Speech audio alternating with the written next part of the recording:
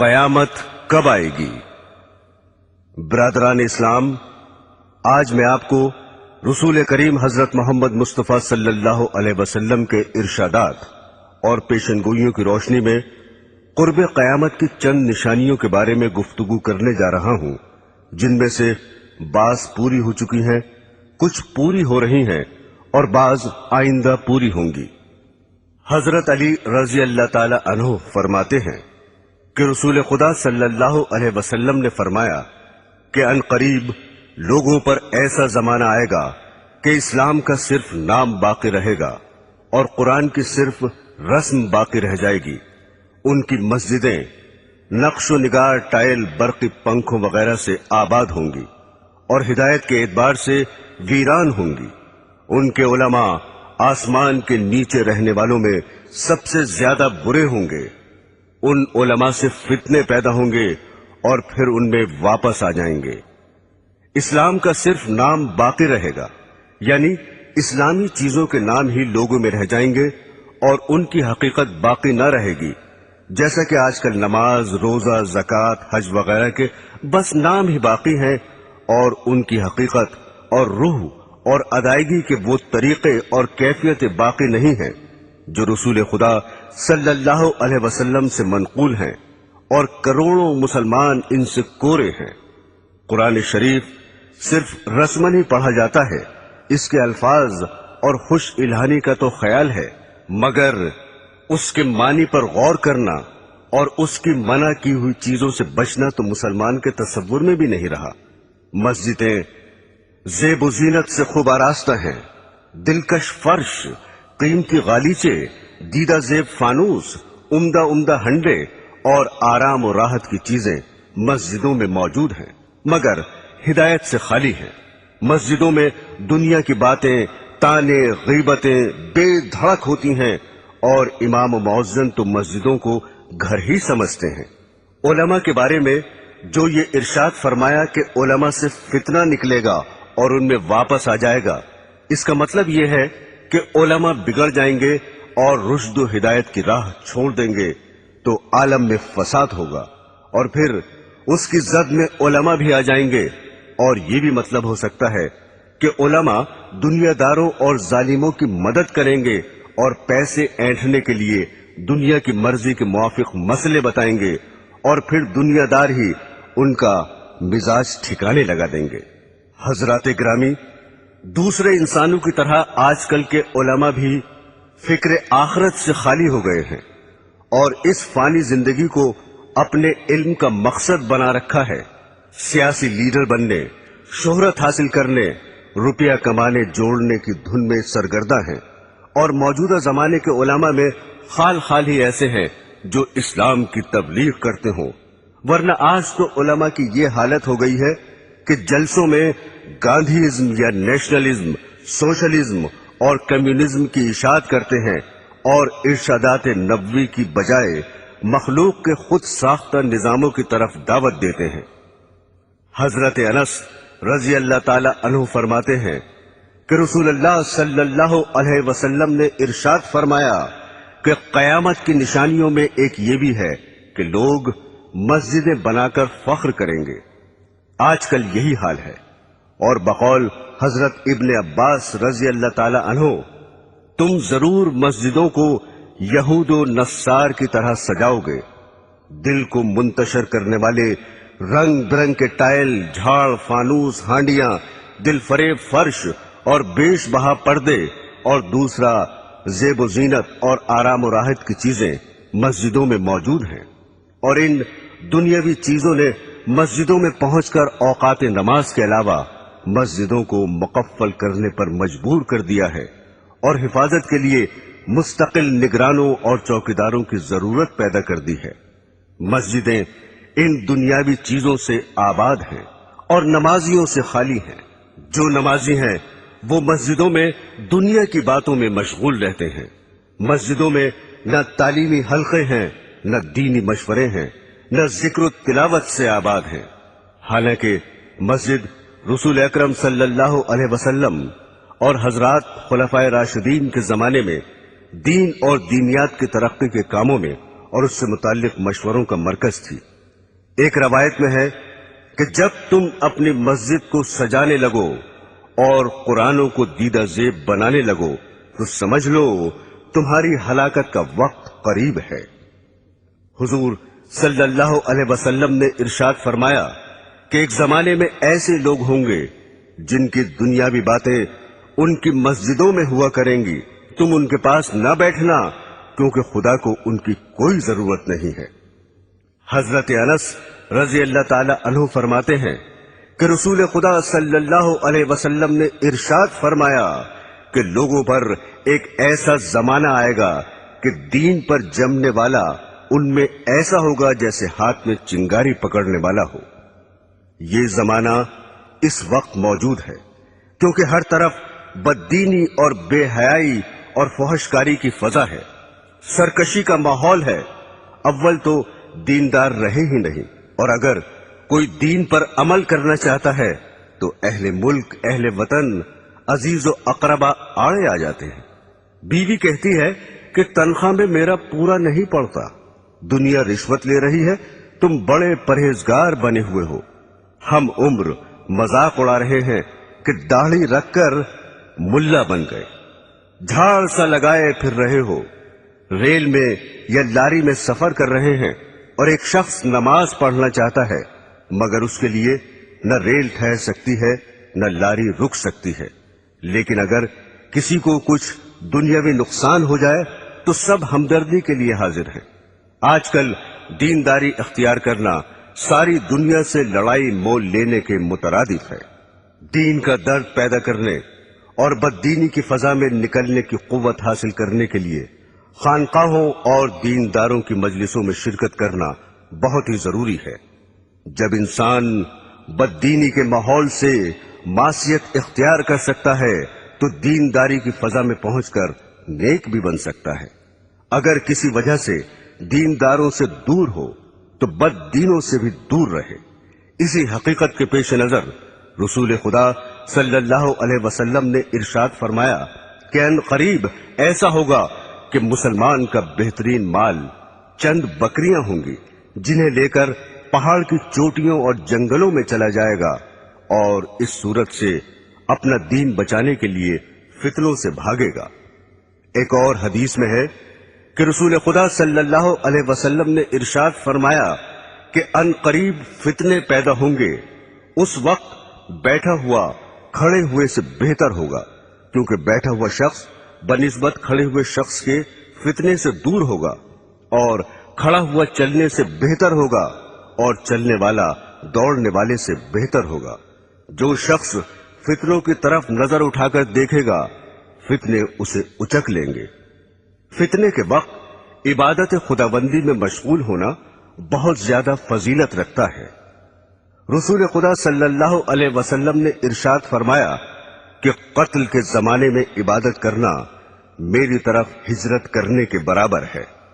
میرے دینی بہنوں اور بھائیوں، حضرت ثوبان رضی اللہ تعالی عنہ فرماتے ہیں کہ ایک مرتبہ رسول خدا صلی اللہ علیہ وسلم نے ارشاد فرمایا کہ ایک ایسا زمانہ آنے والا ہے کہ کفر و باطل کی جماعتیں تمہیں ختم کرنے کے لیے آپس میں ایک دوسرے کو اس طرح بلا کر جمع کر لیں گے جیسے کھانے والے ایک دوسرے کو بلا کر پیالے کے آس پاس جمع ہو جاتے ہیں۔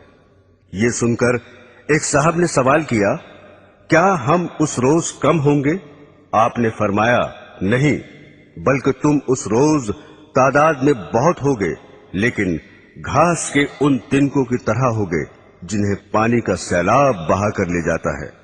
پھر ارشاد فرمایا، خدا ضرور ضرور تمہارے دشمنوں کے دل سے تمہارا روب نکال دے گا، اور یقیناً وہ تمہارے دلوں میں کاہلی اور سستی ڈال دے گا۔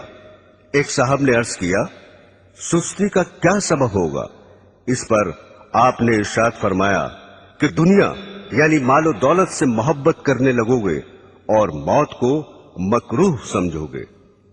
برسوں سے یہ پیشن گوئی حرف بحرف صادق ہو رہی ہے، اور مسلمان آج اپنی اس حالت زار کو اپنی آنکھوں سے دیکھ رہے ہیں کہ کوئی قوم انہیں نہ عزت و وقت کی نگاہ سے دیکھتی ہے، نہ دنیا میں ان کا رہنا گوارا کرتی ہے۔ ایک وہ بھی زمانہ تھا کہ دوسری قومیں اپنے اوپر مسلمانوں کو حکمراں دیکھنا چاہتی تھیں۔ ایک دور یہ ہے کہ غیر مسلم اقوام مسلمان کو اپنی قلم رو میں رکھنا بھی پسند نہیں کرتی۔ تمام دنیا کے مسلمان ایک ہی وقت میں ایک دم ختم ہو جائیں، یہ تو ہرگز کبھی نہیں ہوگا، جیسا کہ پہلے پیشن گوئی گزر چکی ہے۔ البتہ ایسے واقعات گزر چکے ہیں کہ کسی ملک میں جہاں مسلمان خود حکمراں تھے، انقلاب کے بعد وہ وہاں سے جان بچا کر بھی نہ جا سکے۔ اسپین اس کی زندہ اور مشہور مثال ہے۔ مسلمانوں کو آج ذلت و خواری کا منہ کیوں دیکھنا پڑ رہا ہے، اور کروڑوں کی تعداد میں ہوتے ہوئے بھی کیوں غیروں کی طرف تک رہے ہیں؟ اس کا جواب خود ہادی عالم صلی اللہ علیہ وسلم کے ارشاد میں موجود ہے کہ دنیا کی محبت اور موت کے خوف کے باعث یہ حال ہو رہا ہے۔ جب مسلمان دنیا کو محبوب نہ سمجھتے تھے اور جنت کے مقابلے میں جو موت کے بغیر نہیں مل سکتی، دنیا کی زندگی ان کی نظروں میں کچھ بھی حقیقت نہ رکھتی تھی، اس لیے وہ موت سے ڈرتے نہ تھے۔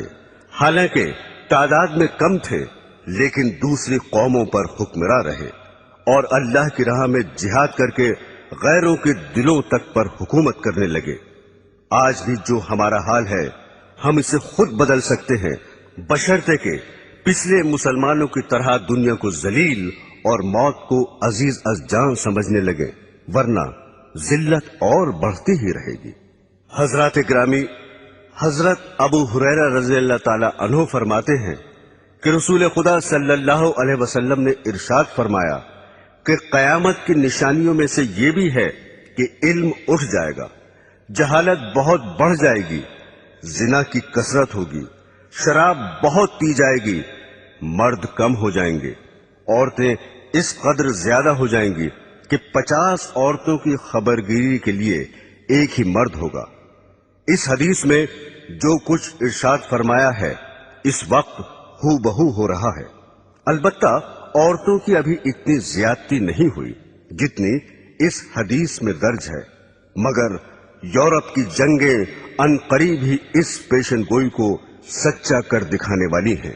حضرت انس رضی اللہ تعالی عنہ فرماتے ہیں کہ رسول خدا صلی اللہ علیہ وسلم نے ارشاد فرمایا کہ قیامت اس وقت تک قائم نہ ہوگی جب تک کہ وقت جلدی جلدی نہ گزرنے لگے۔ پھر اس کی تشریح فرمائی کہ 1 سال 1 ماہ کے برابر ہوگا، اور 1 ماہ 1 ہفتے کے برابر ہوگا، اور 1 ہفتہ 1 دن کے برابر ہوگا، اور 1 دن 1 گھڑی کے برابر ہوگا، اور 1 گھڑی ایسے گزر جائے گی جس طرح آگ کا شعلہ یکایک بھڑک کر ختم ہو جاتا ہے۔ برادران اسلام، قرب قیامت کی نشانیوں میں سے یہ بھی ہے کہ سود عام ہوگا اور حلال و حرام کا خیال نہ کیا جائے گا۔ حضرت ابو ہریرہ رضی اللہ تعالی عنہ فرماتے ہیں کہ رسول خدا صلی اللہ علیہ وسلم نے ارشاد فرمایا کہ لوگوں پر ایک ایسا زمانہ آئے گا کہ انسان یہ پرواہ نہ کرے گا کہ اس نے حلال حاصل کیا یا حرام لیا۔ بعض لوگ کہہ دیتے ہیں آج کل حلال تو ملتا ہی نہیں، لیکن یہ سمجھنا کہ حلال آج کل ملتا ہی نہیں نفس کا دھوکہ ہے، کیونکہ حلال کا دھیان رکھنے کی وجہ سے انسان قیود و حدود میں بندھ جاتا ہے، اور بقول حضرت سفیان ثوری رحمت اللہ علیہ حلال میں فضول خرچی کی گنجائش نہیں ہوتی اور عیش و مستی کی زندگی گزارنے کا موقع نہیں ملتا، اس لیے نفس یہ تعویل سمجھاتا ہے کہ آج کل حلال تو ملتا ہی نہیں، لہذا حرام حلال کا خیال فضول ہے۔ لیکن جن بندوں کے دل میں خدا کا خوف ہے اور جنہوں نے سرور عالم صلی اللہ علیہ وسلم کا فرمان کہ جنت میں وہ گوشت داخل نہ ہوگا جو حرام سے بڑھا ہو، جو گوشت حرام سے بڑھا ہو دوزخ اس کی زیادہ مستحق ہوگی۔ اگرچہ حلال ان کو زیادہ نہیں ملتا اور حلال طلب کرنے والوں کی بسا اوقات دنیاوی ضرورتیں بھی رکی رہتی ہیں، لیکن آخرت کے بے پناہ عذاب سے بچنے کے لیے دنیا کی جلدی ختم ہو جانے والی تکلیفوں کا برداشت کرنا ہر عقل مند کے لیے ضروری اور لازمی ہے۔ یہاں یہ بات بھی قابل غور ہے کہ حلال ملنے کی دقت بھی تو خود ہماری ہی پیدا کرتا ہے۔ اگر تقوی اور پرہیزگاری کی طرف لوگوں کا رخ ہو جائے اور سب حلال کمانے کی فکر کرے تو جو مشکلات آج پیدا ہو رہی ہیں وہ کسب حال میں ہرگز پیش نہ آئیں۔ مگر حال یہ ہے کہ جو دیندار اور پرہیزگار سمجھے جاتے ہیں، برس ہا برس کے نمازی ہیں، وہ بھی کمانے کے سلسلے میں مفتی صاحب کی خدمت میں یہ معلوم کرنے کے لیے نہیں پہنچتے کہ میں یہ تجارت کرنا چاہتا ہوں یا فلاں محکمے میں مجھے ملازمت مل رہی ہے، یہ جائز ہے یا ناجائز۔ حالانکہ شریعت میں ہر محکمے اور ہر معاملے کے احکام موجود ہیں۔ حضرت موسیٰ علیہ السلام کی شریعت کے ساتھ یہود کا یہی معاملہ تھا کہ بعض پر عمل کرتے اور بعض کو پس پشت ڈال رکھا تھا۔ اس حقیقت کو خداوند قدوس نے یوں ارشاد فرمایا ہے، کیا خدا کی کتاب کے ایک حصے پر تمہارا ایمان ہے اور تم اسی کتاب کے کچھ حصوں کا انکار کرتے ہو؟ رسول اللہ صلی اللہ علیہ وسلم نے ارشاد فرمایا کہ لوگوں پر ضرور ایک ایسا دور آئے گا کہ کوئی شخص ایسا باقی نہ رہے جو سود کھانے والا نہ ہو، اور اگر سود بھی نہ کھائے گا تو اسے سود کا دھواں اور بعض روایات میں غبار پہنچ جائے گا۔ یہ پیشن گوئی بھی اس وقت صادق آ رہی ہے۔ بینکوں سے تعلق رکھنے والوں اور بینک کے ذریعے کاروبار چلانے والوں کو اور پھر ان سے شرکت یا ملازمت کے ذریعے روپیہ حاصل کرنے والوں کو شمار کر لو، پھر دیکھو کہ سود سے یا اس کے اثر سے کون بچ رہا ہے۔ برادران اسلام، حضرت ابو ہریرہ رضی اللہ تعالی عنہ فرماتے ہیں کہ رسول خدا صلی اللہ علیہ وسلم نے خدا کی قسم کھا کر ارشاد فرمایا کہ اس وقت تک دنیا ختم نہ ہوگی جب تک لوگوں پر ایسا دن نہ آ جائے گا کہ قاتل کو یہ علم نہ ہوگا کہ میں نے کیوں قتل کیا، اور مقتول یہ نہ جانے گا کہ میں کیوں قتل ہوا۔ کسی نے عرض کیا، ایسا کیوں ہوگا؟ ارشاد فرمایا، فتنوں کی وجہ سے قتل بہت ہی زیادہ ہوگا۔ پھر ارشاد فرمایا، ان فتنوں میں قتل کرنے والا اور قتل ہونے والا دونوں جہنم میں داخل ہوں گے۔ حضرات گرامی، قاتل کا دوزخی ہونا تو ظاہر ہے کہ اس نے ناحق دوسرے کا خون کیا، اور مقتول کے دوزخی ہونے کی وجہ دوسری حدیث میں یہ آئی ہے کہ چونکہ وہ بھی دوسرے کو قتل کرنے کی فکر میں لگا ہوا تھا، اس لیے وہ بھی دوزخی ہوگا۔ میرے عزیزوں، آج کل جس قدر قتل واقع ہو رہے ہیں، عموماً ان کی وجہ فتنوں کے سوا کچھ نہیں ہوتی۔ قومی عصبیت اور فرقہ پرستی کے باعث ہزاروں جانیں ختم ہو جاتی ہیں، اور قاتل کو مقتول کی خبر نہیں ہوتی، نہ مقتول کو قاتل کا پتہ چلتا ہے۔ دوسرے فرقے کا جو شخص ہاتھ لگا ختم کر ڈالا۔ چند انسانوں کے نظریوں کی جنگ نے ایسے ایسے آلات جنگ تیار کر لیے ہیں کہ شہر کے شہر ذرا ہی دیر میں فنا کے گھاٹ اترتے چلے جاتے ہیں۔ پھر تعجب یہ ہے کہ ہر فریق یہ کہتا ہے کہ ہم امن چاہتے ہیں۔ برادران اسلام، حضرت عمر اور حضرت ابو ہریرہ رضی اللہ تعالی عنہما سے روایت ہے کہ رسول خدا صلی اللہ علیہ وسلم کی خدمت میں آ کر ایک صاحب نے دریافت کیا کہ قیامت کب آئے گی؟ آپ نے ارشاد فرمایا کہ میں اور تم اس معاملے میں برابر ہیں، یعنی اس کا جیسے تمہیں پتہ نہیں مجھے بھی علم نہیں۔ ان صاحب نے عرض کیا، تو اس کی نشانیاں ہی بتا دیجئے۔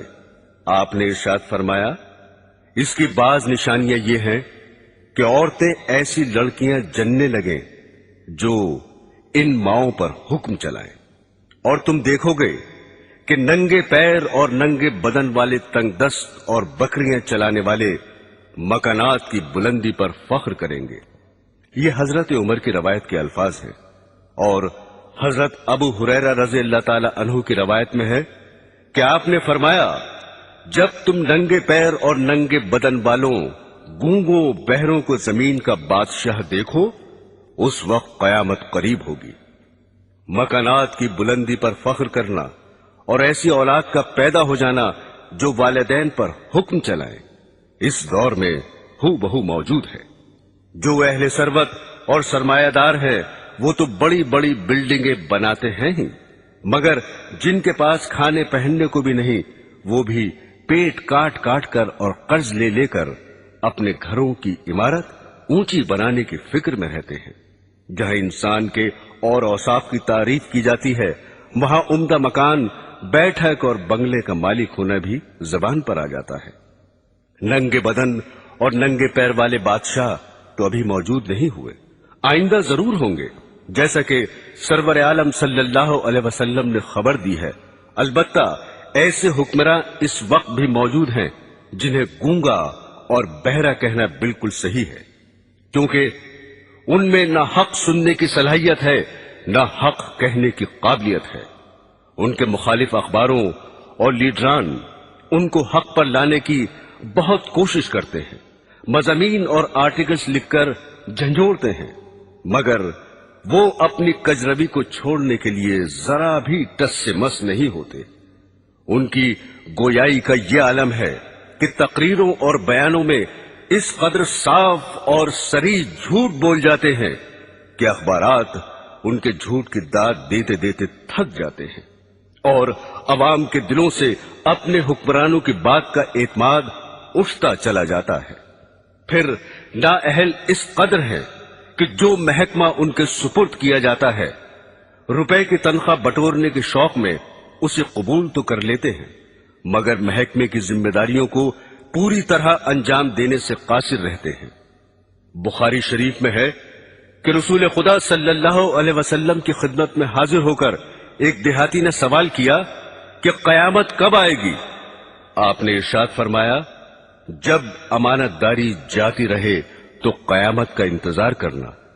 साइल ने दोबारा दरियाफ्त किया कि अमानतदारी कैसे जाया होगी।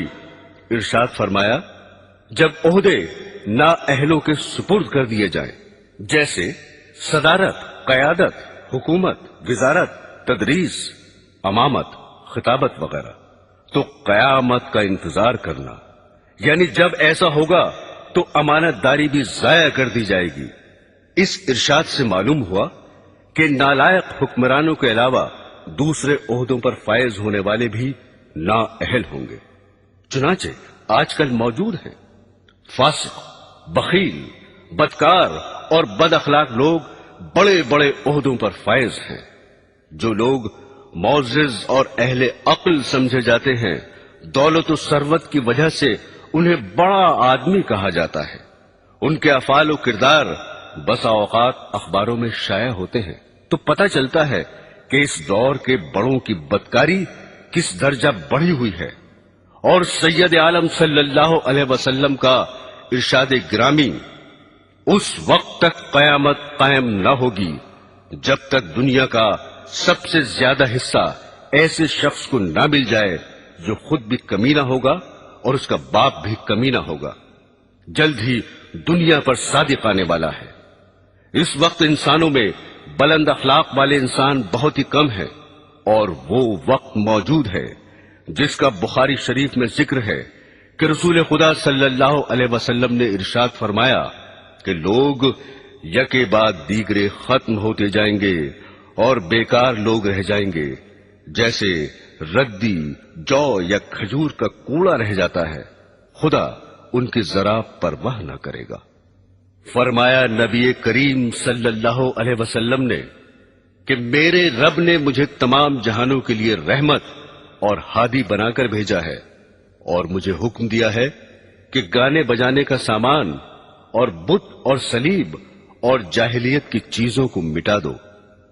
हजरात ग्रामी, आजकल गाना बजाना जिंदगी का अहम जुज्म बना हुआ है, और अज़दवाजी जिंदगी का मेयार भी इस कदर बदल गया कि शौहर और बीवी के इंतखाब के लिए दीनदार और खुदा तरस होना नहीं देखा जाता, बल्कि मर्द नाज़नीन रक्कासा ढूंढता है और बीवी को हीरो दरकार होता है। मालो जर की हवस में شریف زادیاں خاندانی عزت کو خاک میں ملا کر سٹیج پر آ رہی ہیں. کمپنی کے ایجنٹ اور دلال بہلا پھسلا کر انہیں تباہ و برباد کرتے ہیں. ایک ایکٹریس اپنے حسن کے جنون میں ہر وہ حرکت کر گزرتی ہے جو نہیں کرنی چاہیے. جب پوسٹروں اور اخباروں میں اس کا تعارف کرایا جاتا ہے اور اس کے رقص کی تعریف کی جاتی ہے تو اس کا دل اور بڑھتا ہے اور بے حیائی کے اور زیادہ مراتب طے کرتی چلی جاتی ہے. ضرورت زمانہ کو دیکھ کر اب تو بعض اسکولوں میں بھی رقص کی باقاعدہ تعلیم دی جا رہی ہے. ریڈیو گھر گھر اچھی باتیں اور عمدہ اخلاق کی تعلیمات پہنچانے کا بہترین ذریعہ ہے، مگر اس میں بھی اچھی تقریریں کبھی کبھی ہوتی ہیں اور گانے ہر وقت ہوتے رہتے ہیں. افسوس کہ اس دور کے ذمہ دار انسان بھی اصلاحی پروگراموں کو لے کر آگے نہیں بڑھتے. اور مزید تعجب یہ ہے کہ جو اسلامی اسٹیٹ کہلاتی ہیں وہاں بھی گانے بجانے، عیش و آرام کے آلات، تھیٹر اور سنیما پر کوئی پابندی نہیں ہے. حضرت ابو ہریرہ رضی اللہ تعالی عنہ فرماتے ہیں کہ رسول خدا صلی اللہ علیہ وسلم نے ارشاد فرمایا کہ دوستیوں کے دو گروہ پیدا ہونے والے ہیں جنہیں میں نے نہیں دیکھا کیونکہ وہ ابھی پیدا نہیں ہوئے. پھر اس کی تشریح کرتے ہوئے فرمایا کہ ایک گروہ تو ایسا پیدا ہوگا جو بیلوں کی دموں کی طرح لمبے لمبے کوڑے لیے پھریں گے اور ان سے لوگوں کو مارا کریں گے، صبح شام اللہ کے غصے اور ناراضگی و لعنت میں پھرا کریں گے. دوسرا گروہ ایسی عورتوں کا پیدا ہوگا جو کپڑے پہنے ہوئے بھی ننگی ہی ہوں گی، غیر مردوں کو اپنی طرف مائل کریں گی اور خود بھی ان کی طرف مائل ہوں گی. ان کے سر اونٹوں کی جھکی ہوئی پشتوں کی طرح ہوں گے، نہ جنت میں داخل ہوں گی نہ جنت کی خوشبو سونگھیں گی، حالانکہ بلا شک و شبہ اس کی خوشبو اتنی دور سے آتی ہے. برادران اسلام، اس حدیث میں دو پیشن گوئیاں مذکور ہیں. ایک ظالم گروہ کے بارے میں ہے کہ کچھ لوگ کوڑے لیے پھریں گے اور لوگوں کو ان سے پیٹا کریں گے، یعنی اقتدار کے نشے میں ضعیفوں اور بے کسوں پر ظلم کریں گے اور بلا وجہ خواہ عام پبلک کو ستائیں گے. دوسری پیشن گوئی عورتوں کے حق میں ارشاد فرمائی ہے کہ آئندہ زمانے میں ایسی عورتیں موجود ہوں گی جو کپڑے پہنے ہوئے ہوں گی لیکن پھر بھی ننگی ہوں گی، یعنی اس قدر باریک کپڑے پہنیں گی کہ ان کے پہننے سے جسم چھپانے کا فائدہ حاصل نہ ہوگا، یا کپڑا باریک تو نہ ہوگا مگر چست ہونے اور بدن کی ساخت پر کس جانے کی وجہ سے اس کا پہننا اور نہ پہننا برابر ہوگا. اور آج کل تو چست ہونے کے ساتھ بدن کا ہم رنگ ہونا بھی داخل فیشن ہو چکا ہے. چنانچہ گندمی رنگ کے ایسے موزے داخل لباس ہو چکے ہیں جن کا پیر سے اوپر کا حصہ پنڈلی پر کھال کی طرح چپکا ہوا ہوتا ہے. بدن پر کپڑا ہونے اور اس کے باوجود بھی ننگا ہونے کی ایک صورت یہ بھی ہے کہ بدن پر صرف تھوڑا سا کپڑا ہو اور بدن کا بیشتر حصہ اور خصوصاً وہ اعضاء کھلے رہیں جن کو باحیا عورتیں غیر مردوں سے چھپایا کرتی ہیں. جیسا کہ یورپ اور ایشیا کے بعض شہروں میں ایسا لباس پہننے کا رواج ہے کہ صرف گھٹنوں تک قمیض ہوتی ہے، آستینیں موڑنے سے صرف 2-4 انچ ہی بڑی ہوتی ہیں، پنڈلیاں بالکل ننگی ہوتی ہیں اور سر بھی دوپٹے سے خالی ہوتا ہے. پھر فرمایا کہ یہ عورتیں مردوں کو اپنی طرف مائل کریں گی اور خود ان کی طرف مائل ہوں گی، یعنی ننگا ہونے کا رواج مفلسی کی وجہ سے نہ ہوگا بلکہ ان کی نیت مردوں کو بدن دکھانا اور ان کا دل لبھانا مقصود ہوگا. اور لبھانے کا دوسرا طریقہ یہ اختیار کریں گی کہ اپنے سروں کو جو دوپٹوں سے خالی ہوں گے مٹکا کر چلیں گی، جس طرح اونٹ کی پشت کا بالائی حصہ تیز رفتار کے وقت زمین کی جانب جھکا رہتا ہے. اونٹ کی پشت سے تشبیہ دینے سے یہ بھی بتایا کہ بال پھلا پھلا کر اپنے سروں کو موٹا کریں گی. پھر فرمایا کہ ایسی عورتیں جنت میں داخل نہ ہوں گی بلکہ اس کی خوشبو تک نہ سونگھیں گی. شریعت اسلامیہ نے زناکاری سے بھی روکا ہے اور ایسی چیزوں سے بھی روکا ہے جو زنا کی طرف بلانے والی ہیں، حتیٰ کہ اس کو بھی زنا فرمایا ہے کہ کوئی عورت تیز خوشبو لگا کر مردوں پر اس لیے گزرے کہ مرد اس کی خوشبو سونگھ لیں۔ برادران اسلام، کسی حادثے اور واقعے کا قیامت کی علامتوں میں سے ہونے کا یہ مطلب نہیں کہ قیامت کے بالکل ہی قریب ہو، بلکہ مطلب یہ ہے کہ قیامت سے پہلے اس کا وجود میں آ جانا ضروری ہے۔ اس لیے حضرت صلی اللہ علیہ وسلم نے بہت سے حوادث و واقعات کے بارے میں یہ فرمایا کہ قیامت اس وقت تک قائم نہ ہوگی جب تک ایسا نہ ہو جائے۔ اب میں وہ حوادث و واقعات بیان کرتا ہوں جو عموماً قیامت کے قریب تر زمانے میں ظاہر ہوں گے۔ رسول خدا صلی اللہ علیہ وسلم نے فرمایا کہ عیسائیوں سے صلح کرو گے جو امن والی صلح ہوگی۔ تم اور عیسائی آپس میں مل کر ایک دوسری عیسائی جماعت سے جنگ کرو گے، اس جنگ میں تمہاری فتح ہوگی، مال غنیمت ہاتھ لگے گا اور صحیح سالم واپس آ کر بڑے بڑے ٹیلوں والے میدان میں ٹھہرو گے جہاں درخت بہت ہوں گے۔ بیٹھے بٹھائے ایک عیسائی صلیب کو ہاتھ میں اٹھائے گا اور کہے گا کہ صلیب کی برکت سے فتح ہوئی۔ یہ سن کر ایک مسلمان کو غصہ آ جائے گا اور اس سے صلیب چھین کر توڑ ڈالے گا۔ یہ حال دیکھ کر عیسائی صلح کو توڑ دیں گے اور مسلمانوں سے جنگ کرنے کے لیے جمع ہو جائیں گے۔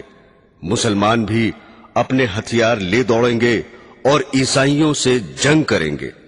اس جنگ میں مسلمانوں کا بادشاہ شہید ہو جائے گا اور دوسرے ملکوں کی طرح ملک شام میں بھی عیسائیوں کی حکومت ہو جائے گی، اور جس عیسائی جماعت سے مسلمانوں کے ساتھ مل کر پہلے جنگ کی تھی اس سے اب یہ عیسائی صلح کر لیں گے۔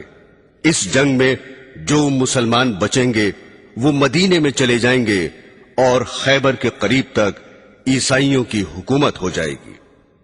حضرات گرامی، جب مسلمان ہر طرف سے گھر جائیں گے اور ان کی حکومت صرف مدینہ منورہ سے خیبر تک رہ جائے گی تو وہ حضرت امام مہدی علیہ السلام کی تلاش میں لگ جائیں گے۔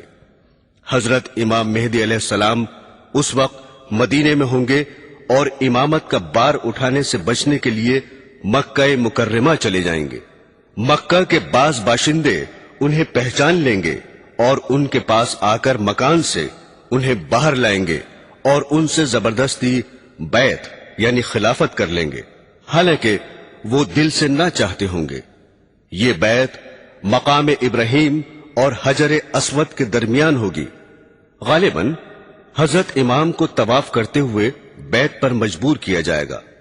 جب حضرت امام مہدی علیہ السلام کی خلافت کی خبر مشہور ہوگی تو ملک شام سے ایک لشکر آپ سے جنگ کرنے کے لیے چلے گا اور آپ کے لشکر تک پہنچنے سے پہلے ہی مقام بیدا میں جو مکہ اور مدینہ کے درمیان ہے زمین میں دھنسا دیا جائے گا۔ اس واقعے کی خبر سن کر شام کے ابدال اور عراق کے پرہیزگار لوگ آپ کی خدمت میں پہنچ جائیں گے۔ آپ کے مقابلے کے لیے ایک قریشی نسل شخص قبیلہ بنی کلب کے مردوں کا ایک لشکر بھیجے گا۔ قبیلہ بنی کلب میں اس شخص کی ننیحال ہوگی۔ اس قبیلے سے حضرت مہدی علیہ السلام کا لشکر جنگ کرے گا اور غالب رہے گا۔ حضرت امام مہدی علیہ السلام کے ظہور کے بارے میں رسول اللہ صلی اللہ علیہ وسلم نے فرمایا کہ اس امت پر ایک زبردست مصیبت آئے گی اور انسان ظلم سے بچنے کے لیے کوئی پناہ کی جگہ نہ پائے گا۔ اس وقت خدا میری نسل اور میرے خاندان میں سے ایک شخص پیدا فرمائے گا اور اس کے ذریعے زمین کو عدل اور انصاف سے بھر دے گا، جس طرح کہ وہ اس سے پہلے ظلم اور زیادتی سے بھری ہوئی ہوگی، یعنی ان سے پہلے لوگوں میں عدل و انصاف نام کو نہ ہوگا، ہر جگہ ظلم ہی ظلم چھایا ہوگا اور ان کے آنے پر ساری دنیا انصاف سے بھر جائے گی۔ پھر فرمایا کہ ان کے عدل سے آسمان والے اور زمین والے سب راضی ہوں گے، اور اس زمانے کی نیکیوں اور عدل و انصاف کا یہ نتیجہ ہوگا کہ آسمان ذرا سا پانی بھی برسائے بغیر نہ چھوڑے گا اور خوب موسلا دھار بارشیں ہوں گی، زمین بھی اپنے اندر سے تمام پھل پھول غلے اور ترکاریاں اگا دے گی، حتیٰ کہ اس قدر ارزانی اور غذاؤں کی بہتات ہوگی کہ زندہ لوگ مردوں کی تمنا کرنے لگیں گے کہ کاش ہمارے دوست احباب عزیز اور اقربا بھی زندہ ہو جاتے تو اس عیش اور خوشی کے زمانے کو دیکھ لیتے۔ حضرت امام مہدی علیہ السلام کے زمانے میں مال اس قدر کثیر ہوگا کہ ان سے اگر کوئی مال طلب کرے گا تو لپ بھر بھر کر اس کے کپڑے میں اتنا ڈال دیں گے جتنا وہ اٹھا کر لے جا سکے گا۔ ابو داؤد شریف کی ایک روایت میں ہے کہ مہدی علیہ السلام نبی اکرم صلی اللہ علیہ وسلم کے طریقے زندگی پر چلیں گے اور ان کے زمانے میں ساری زمین پر اسلام ہی اسلام ہوگا۔ حضرت مہدی علیہ السلام 7 برس حکومت کریں گے، پھر وفات پا جائیں گے اور مسلمان ان کی نماز جنازہ پڑھیں گے۔ برادران اسلام، حضرت مہدی علیہ السلام کو کفار سے کئی جنگیں کرنی پڑیں گی۔ حضرت مکہ سے چل کر مدینہ تشریف لے جائیں گے اور سید عالم صلی اللہ علیہ وسلم کی قبر اطہر کی زیارت کے بعد ملک شام کی طرف روانہ ہو جائیں گے۔ چلتے چلتے شہر دمشق تک ہی پہنچیں گے کہ دوسری طرف سے عیسائیوں کی فوج مقابلے میں آ جائے گی۔ اس فوج سے جنگ کرنے کے لیے حضرت مہدی علیہ السلام اپنے لشکر کو تیار کریں گے اور 3 دن جنگ کے بعد چوتھے روز مسلمانوں کو فتح ہوگی۔ اس لشکر کشی کا ذکر حدیث میں یوں آیا ہے، قیامت قائم ہونے سے پہلے ایسا ضرور ہوگا کہ نہ میراث یعنی میت کا ترکہ کی تقسیم ہوگی اور نہ مال غنیمت پر خوشی ہوگی۔ پھر اس کی تشریح کرتے ہوئے فرمایا کہ شام کے مسلمانوں سے جنگ کرنے کے لیے ایک زبردست دشمن جمع ہو کر آئے گا اور دشمن سے جنگ کرنے کے لیے مسلمان بھی جمع ہو جائیں گے اور اپنی فوج سے انتخاب کر کے ایک ایسی جماعت دشمن کے مقابلے میں بھیجیں گے جس سے یہ طے کرا لیں گے یا مر جائیں یا فتحیاب ہوں گے۔ چنانچہ دن بھر جنگ ہوگی، حتیٰ کہ جب رات ہو جائے گی تو لڑائی بند ہوگی اور ہر فریق میدان جنگ سے واپس ہو جائے گا، نہ اسے غلبہ ہوگا نہ وہ غالب ہوں گے، اور دونوں فریقوں کی فوج جو آج لڑی تھی لڑتے لڑتے ختم ہو جائے گی۔ دوسرے دن پھر مسلمان ایک ایسی جماعت کا انتخاب کر کے بھیجیں گے جس سے یہ طے کرا لیں گے کہ مرے بغیر یا فتحیاب ہوئے بغیر نہ ہٹیں گے۔ اس روز بھی دن بھر جنگ ہوگی، حتیٰ کہ رات دونوں فریق کے درمیان حائل ہو جائے گی اور کسی کو بھی فتح نہ ہوگی۔ یہ بھی بغیر غلبے کے واپس ہو جائیں گے اور وہ بھی، اور اس روز کی لڑنے والی بھی دونوں فریقوں کی فوج ختم ہو جائے گی۔ تیسرے دن پھر مسلمان ایک جماعت کا انتخاب کر کے میدان جنگ میں بھیجیں گے اور ان سے بھی یہی شرط لگائیں گے کہ مر جائیں گے یا غالب ہو کر ہٹیں گے۔ چنانچہ شام تک جنگ ہوگی اور ہر دو فریق اس روز بھی برابر سرابر لوٹ آئیں گے، نہ یہ غالب ہوں گے نہ وہ، اور اس روز بھی جنگ کرنے والی جماعتیں ہر دو طرف کی ختم ہو جائیں گی۔ چوتھے روز بچے کھچے سب مسلمان جنگ کے لیے اٹھ کھڑے ہوں گے اور خدا کافروں کو شکست دے گا، اور اس روز ایسی زبردست جنگ ہوگی کہ اس سے پہلے کبھی نہ دیکھی ہوگی۔ اس جنگ میں شریک ہونے والے ابھی اپنے اپنے کنبے کے افراد کا شمار کر رہے ہوں گے کہ اچانک ایک ایسی جنگ کی خبر سنیں گے جو اس پہلی جنگ سے بھی زیادہ سخت ہوگی، اور ابھی اس دوسری جنگ کی طرف توجہ بھی نہ کر پائیں گے کہ دوسری خبر یہ معلوم ہوگی کہ دجال نکل آیا جو ہمارے بال بچوں کو فتنے میں مبتلا کرنا چاہتا ہے۔ یہ سن کر اپنے ہاتھوں سے وہ مال اور دولت پھینک دیں گے جو ان کے پاس ہوگا اور اپنے گھروں کی طرف چل دیں گے۔ خبر گیری کے لیے اپنے آگے 10 سوار بھیج دیں گے تاکہ دجال کی صحیح خبر لائیں۔ آن حضرت صلی اللہ علیہ وسلم نے ان سواروں کے بارے میں فرمایا کہ میں ان کے اور ان کے والدوں کے نام اور ان کے گھوڑوں کے رنگ پہچانتا ہوں۔ یہ سوار اس روز زمین پر بسنے والوں میں فضیلت والے سوار ہوں گے۔ حضرات گرامی، اس جنگ میں اس قدر عیسائی قتل ہوں گے کہ جو باقی رہ جائیں گے ان کے دماغ میں حکومت کی بو نہ رہے گی، گرتے پڑتے بھاگیں گے اور تتر بتر ہو جائیں گے۔ بھاگتے ہوئوں کا یہی مسلمان پیچھا کریں گے اور ہزاروں کو موت کے گھاٹ اتار دیں گے۔ اس کے بعد حضرت امام مہدی علیہ السلام اسلامی شہروں کے بندوبست میں لگ جائیں گے اور ہر جگہ سینکڑوں فوجیں اور بے شمار لشکر روانہ فرمائیں گے۔ ان کاموں سے فرصت پا کر شہر قسطنطینیہ فتح کرنے کے لیے روانہ ہوں گے، جس کا فتح ہونا علامات قیامت میں سے ہے۔ جب آپ دریائے روم کے کنارے پہنچیں گے تو بنو اسحاق کے 70,000 آدمیوں کو کشتی میں سوار کر کے شہر پر حملہ کرنے کا حکم دیں گے۔ حضرات گرامی، پوری روایت اس طرح ہے کہ رسول اللہ صلی اللہ علیہ وسلم نے ایک مرتبہ حضرات صحابہ رضی اللہ تعالی عنہ سے ارشاد فرمایا، کیا تم ایسے شہر کو جانتے ہو جس کی ایک جانب خشکی اور دوسری جانب سمندر ہے؟ صحابہ نے عرض کیا، جی ہاں جانتے ہیں۔ ارشاد فرمایا، اس وقت تک قیامت قائم نہ ہوگی جب تک بنو اسحاق کے 70,000 انسان اس شہر پر حملہ کر کے جنگ نہ کر لیں گے۔ جب یہ لوگ جنگ کرنے کے لیے اس شہر کے قریب آ کر قیام کریں گے تو نہ ہتھیاروں سے لڑیں گے اور نہ کوئی تیر پھینکیں گے، بلکہ محض خدا کی غیبی مدد کے ذریعے فتح حاصل کر لیں گے، جس کی صورت یہ ہوگی کہ لا الہ الا اللہ واللہ اکبر کا نعرہ لگائیں گے تو اس کی ایک طرف کی دیوار گر جائے گی، پھر دوبارہ لا الہ الا اللہ واللہ اکبر کا نعرہ لگائیں گے تو اس کی دوسری جانب کی دیوار گر جائے گی، پھر تیسری بار نعرہ لگائیں گے تو شہر میں داخل ہونے کے لیے راستہ مل جائے گا اور اس میں داخل ہو جائیں گے۔ داخل ہو کر شہر کو فتح کر لیں گے اور مال غنیمت ہاتھ لگے گا۔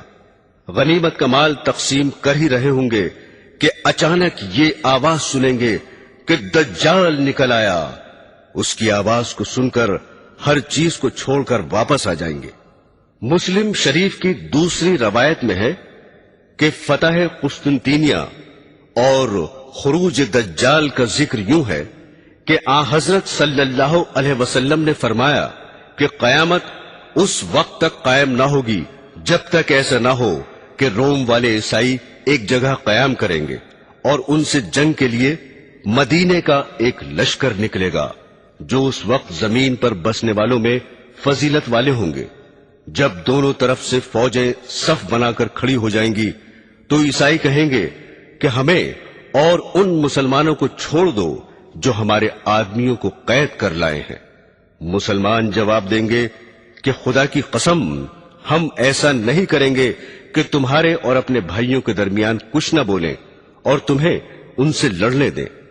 یہ کہہ کر عیسائیوں سے جنگ کریں گے اور اس جنگ میں مسلمانوں کا تہائی لشکر شکست کھا جائے گا، یعنی فوج کے تہائی آدمی جنگ سے بچ کر علیحدہ ہو جائیں گے اور خدا ان کی توبہ کبھی قبول نہ کرے گا، اور تہائی لشکر شہید ہو جائے گا جو اللہ کے نزدیک افضل الشہداء ہوں گے، اور تہائی لشکر عیسائیوں پر غلبہ پا کر فتح یاب ہوگا جو کبھی بھی فتنے میں نہ پڑیں گے، اور یہی تہائی لشکر قسطنطینیہ کو فتح کرے گا۔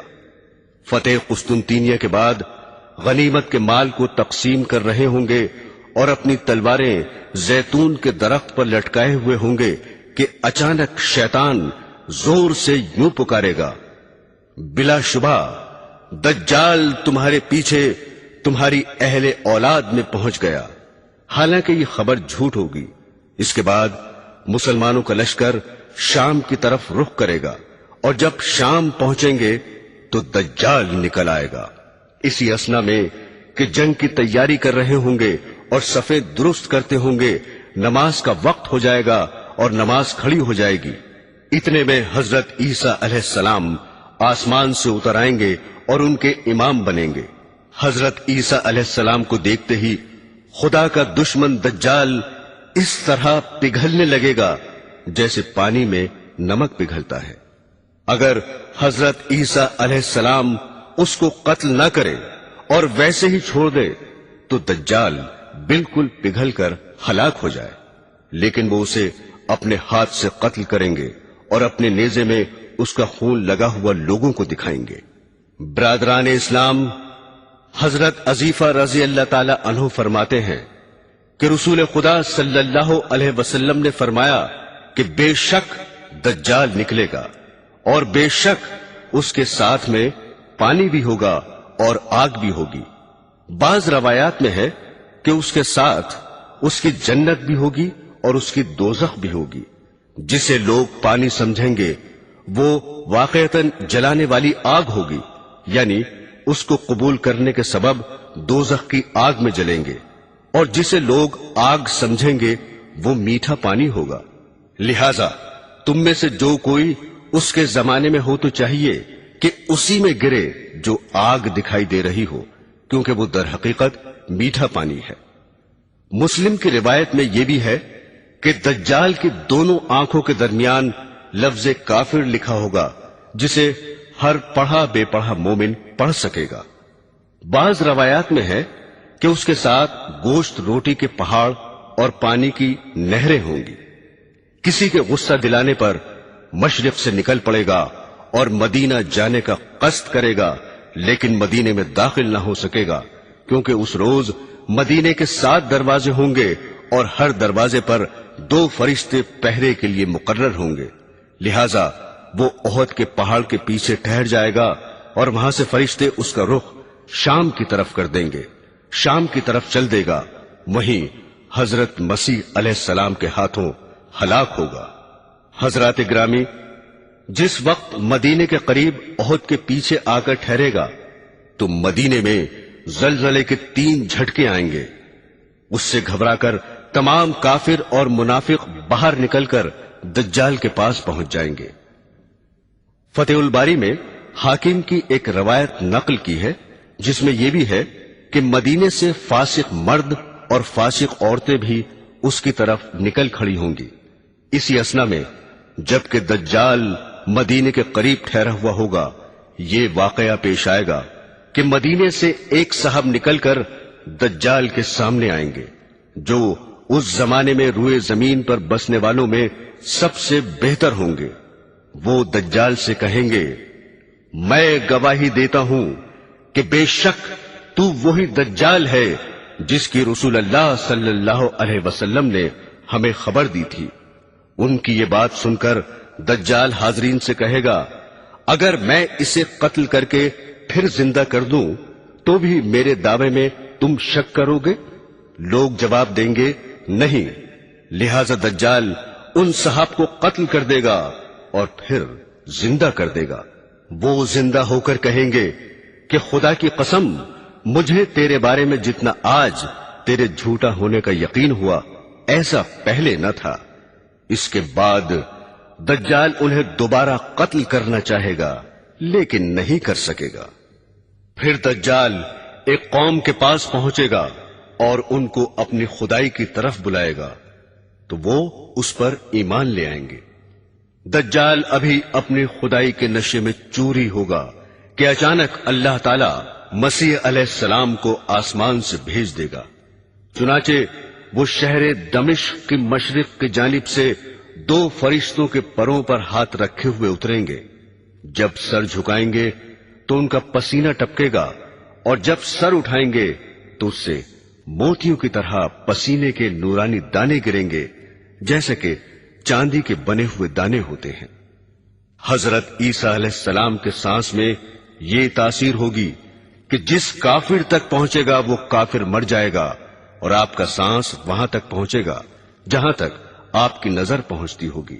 اب آسمان سے اتر کر دجال کو تلاش کریں گے حتیٰ کہ اسے ایک مقام پر پالیں گے اور قتل فرما دیں گے۔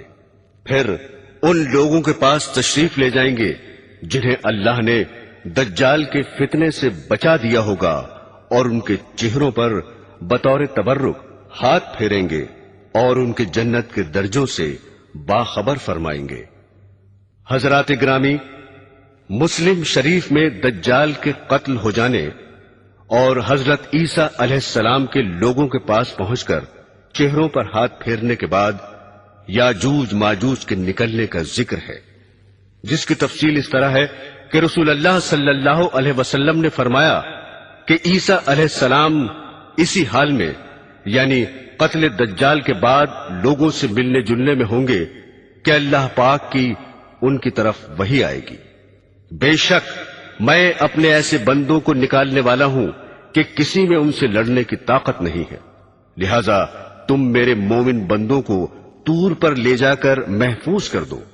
چنانچہ حضرت عیسیٰ علیہ السلام مسلمانوں کو لے کر کوہ طور پر تشریف لے جائیں گے اور خدا یاجوج ماجوج کو بھیج دے گا۔ یاجوج ماجوج زمین میں شر و فساد مچا رہے ہوں گے اور اللہ کے نبی حضرت عیسیٰ علیہ السلام اپنے ساتھیوں کے ساتھ کوہ طور پر گھرے ہوئے ہوں گے۔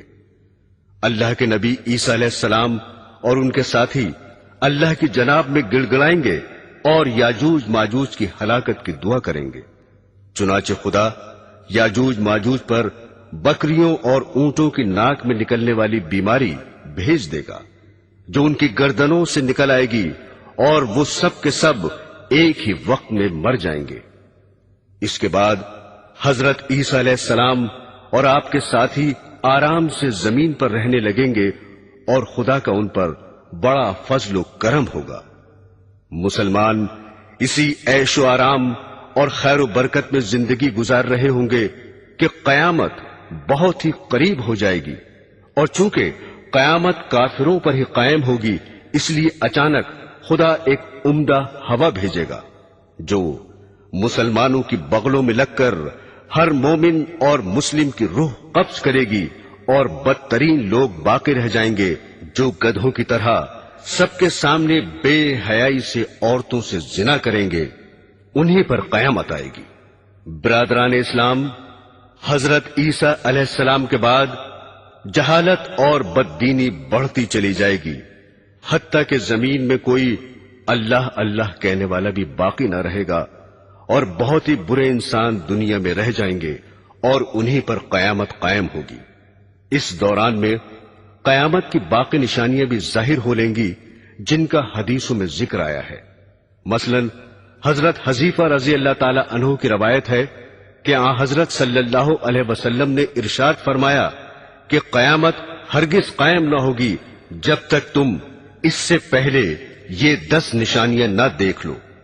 پہلی دھواں، دوسری دجال، تیسری دعوت الارض یعنی زمین کا چوپایا، چوتھی پشچم سے سورج کا نکلنا، پانچویں حضرت عیسیٰ علیہ السلام کا آسمان سے نازل ہونا، چھٹی یاجوج ماجوج کا نکلنا، ساتویں آٹھویں نمی، زمین میں 3 جگہ لوگوں کا دھس جانا، ایک مشرق میں، دوسرا مغرب میں اور تیسرا عرب میں، اور ان سب کے آخر یعنی 10ویں آگ یمن سے نکلے گی جو لوگوں کو ان کے محشر کی طرف گھیر کر پہنچا دے گی۔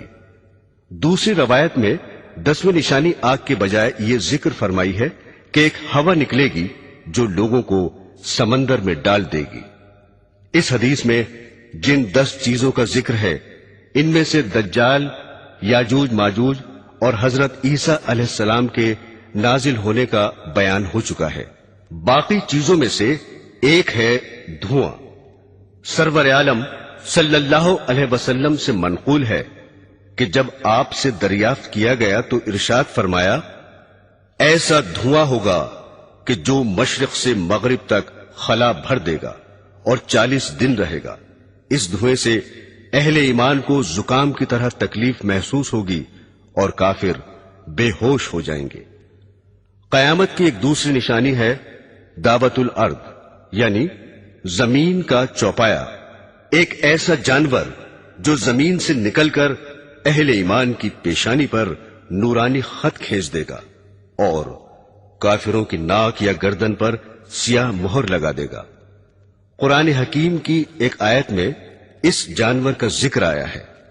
ارشاد باری ہے، اور جب ان پر وعدہ قیامت کا پورا ہونے کو ہوگا تو ہم ان کے لیے زمین میں سے ایک جانور نکالیں گے جو ان سے باتیں کرے گا کہ لوگ ہماری یعنی اللہ جل شانہ کی آیتوں پر یقین لاتے تھے۔ حضرت شاہ صاحب کے مطابق جس روز مغرب سے آفتاب نکل کر واپس ہو کر غروب ہوگا، اس سے دوسرے دن صفا پہاڑ جو مکہ کے قریب ہے زلزلے سے پھٹ جائے گا، اور اس میں سے ایک عجیب شکل کا جانور نکلے گا جس کا منہ انسانوں کے منہ کی طرح ہوگا اور پاؤں اونٹ جیسے ہوں گے، گردن گھوڑے کی گردن کی طرح، اس کی دم گائے کی دم کی طرح، اور کھر ہرن کے کھروں کی طرح، اور سینگ 12 سینگے کے سینگوں کے مشابہ ہوں گے۔ ہاتھوں کے بارے میں لکھتے ہیں کہ اس کے ہاتھ بندر کے ہاتھوں جیسے ہوں گے۔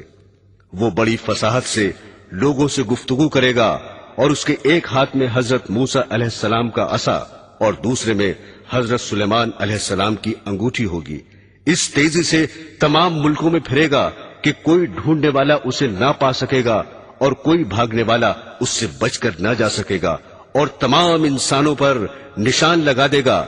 ہر مومن کی پیشانی پر حضرت موسیٰ علیہ السلام کے عصا سے ایک خط کھینچ دے گا، جس سے اس کا سارا منہ نورانی اور باروب ہو جائے گا، اور ہر کافر کی ناک یا گردن پر حضرت سلیمان علیہ السلام کی انگوٹھی سے مہر لگا دے گا، جس کی وجہ سے سارا منہ کالا ہو جائے گا، اور مومن اور کافر میں پورا پورا فرق ہو جائے گا، حتیٰ کہ اگر ایک دسترخوان پر بہت سی جماعتیں بیٹھ جائیں تو مومن اور کافر علیحدہ علیحدہ ہو جائیں گے۔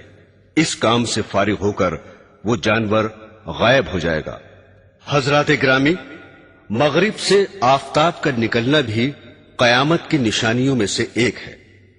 حضرت ابو ذر رضی اللہ تعالی عنہ فرماتے ہیں کہ رسول خدا صلی اللہ علیہ وسلم نے ایک دن مجھ سے سورج چھپ جانے کے بعد فرمایا، تم جانتے ہو یہ کہاں جاتا ہے؟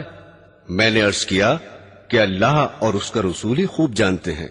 اس پر آپ نے ارشاد فرمایا کہ بے شک یہ چلتے چلتے عرش کے نیچے پہنچ کر خدا کو سجدہ کرتا ہے، اور حسب عادت مشرق سے طلوع ہونے کی اجازت چاہتا ہے، اور اسے اجازت دے دی جاتی ہے، اور ایسا بھی ہونے والا ہے کہ ایک روز یہ سجدہ کرے گا اور اس کا سجدہ قبول نہ ہوگا، اور مشرق سے طلوع ہونے کی اجازت چاہے گا اور اجازت نہ دی جائے گی، اور کہا جائے گا کہ جہاں سے آیا ہے وہیں واپس لوٹ جا۔ چنانچہ سورج واپس ہو کر مغرب کی جانب سے طلوع ہوگا۔ ایک اور روایت ہے کہ حضرت صلی اللہ علیہ وسلم نے فرمایا، مغرب سے طلوع ہو کر جب آفتاب بیچ آسمان میں پہنچ جائے گا تو واپس لوٹ جائے گا، اور مغرب ہی میں غروب ہو کر بدستور مشرق سے نکلنے لگے گا۔ فتح الباری میں ایک حدیث نقل کی گئی ہے کہ حضرت صلی اللہ علیہ وسلم نے فرمایا کہ مغرب سے آفتاب طلوع ہونے کے بعد 120 سال انسان اور زندہ رہیں گے، پھر قیامت آئے گی۔ قیامت کی ایک اور علامت ہے زمین میں دھس جانا۔ حدیث شریف میں ہے کہ 3 مقامات پر لوگ زمین میں دھسا دیے جائیں گے، ایک مشرق میں، دوسرے مغرب میں، اور تیسرے جزیرہ عرب میں۔ یہ عذاب تقدیر کے جھٹلانے والوں پر آئے گا۔ خود حدیث میں اس کی صاف تصریح بھی وارد ہوئی ہے، جو حضرت عبداللہ بن عمر رضی اللہ تعالی عنہ کی ہے کہ رسول اللہ صلی اللہ علیہ وسلم نے فرمایا کہ اس امت میں زمین میں دھس جانا اور صورتوں کا مسخ ہو جانا واقع ہوگا، اور یہ تقدیر کو جھٹلانے والوں میں ہوگا۔ حضرات گرامی، یمن سے آگ کا نکلنا بھی قیامت کی ایک علامت ہے۔ ایک آگ یمن سے نکل کر لوگوں کو محشر کی طرف گھیر کر پہنچا دے گی۔ انہی دنوں جبکہ زمین پر کوئی اللہ اللہ کہنے والا نہ رہے گا، ملک شام میں امن ہوگا اور غلہ بھی سستا ہوگا، خواہ سوداگر ہوں، خواہ دستکار ہوں، خواہ سرمایہ دار، غرضے کے سب گھر کے اسباب لاد کر ملک شام کی طرف روانہ ہو جائیں گے، اور جو لوگ دوسرے ملکوں میں چلے گئے تھے وہ بھی ملک شام میں آ کر آباد ہو جائیں گے، اور تھوڑے ہی دنوں کے بعد ایک بہت بڑی آگ ظاہر ہوگی اور لوگوں کو کھدیڑتی ہوئی ملک شام پہنچا دے گی۔ اس کے بعد وہ آگ غائب ہو جائے گی۔